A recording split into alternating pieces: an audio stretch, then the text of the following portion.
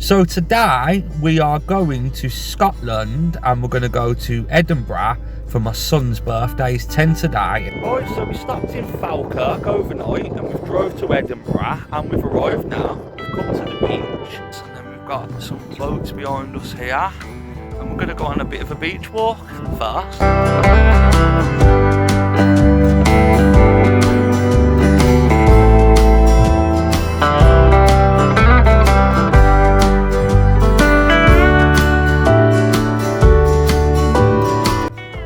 I travelled 340 miles to get away from Birmingham. I'm still on New Street.